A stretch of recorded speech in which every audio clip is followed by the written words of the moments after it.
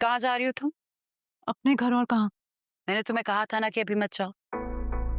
Mom मैं यहाँ नहीं रह सकती, मुझे अपने घर जाना है, ठीक है? अगर तुम राफे की वजह से कह रही हो तो फिक्र मत करो, मैं समझा लूंगी राफे को। नहीं मॉम, मुझे अपने घर जाना है, मैं यहाँ नहीं रुक सकती। क्यों लाई हो? मैंने तुमसे नहीं मंगवाया था।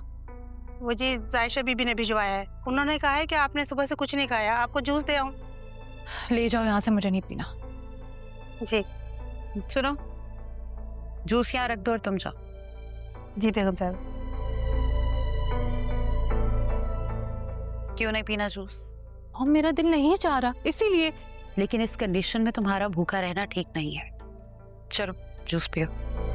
मॉम ऑनेस्टली प्लीज आप मेरी फिक्र करना ना छोड़ दें, आप बस अपनी फिक्र करें। क्या हो गया रीशा, रूड क्यों हो रही हो इतना? क्या किया मैंने?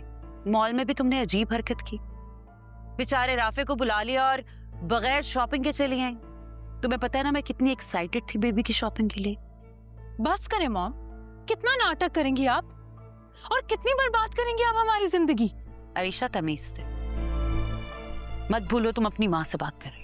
यही तो दुख है मॉम कि मैं आपसे इस तरह बात कर रही हूँ।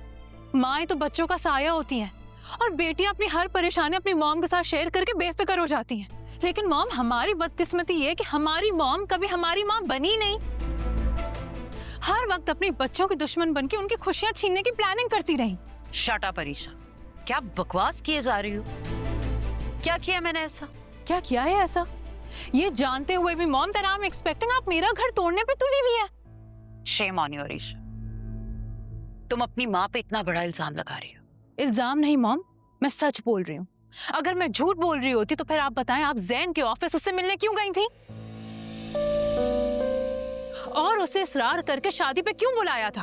अब ये मत बोले कि मैं झूठ बोल रही हूँ, क्योंकि मुझे जैन ने ये सब खुद बताया है। क्या बताया तुम्हें जैन ने? यही कि वो शादी पे नहीं आना चाहता था, लेकिन आपके इसरार करने पे वो आया था। इस पर वो मुझसे सॉरी भी कर रहा था। अब आप बताएं, क्यों बुलाया था आपने उसे शादी पे? और आपने उसे क्यों कहा कि राफे मुझसे बदसलूकी करता है? क्या बदसलूकी की है राफे ने? क्या हुआ मॉम? जवाब नहीं है ना आपके पास? अगर मेरे पास जवाब नहीं है तो तुम बता दो, मैं वहां क्यों गई होंगी? इसीलिए ताकि राफे मुझसे बदगुमान होकर मुझे छोड़ दे। इसीलिए आप ये सब प्लानिंग कर रही है ना मॉम? लेकिन आप एक बात कान खोल के सुन लें, मैं आपको छोड़ दूंगी लेकिन राफे को कभी नहीं छोड़ूंगी।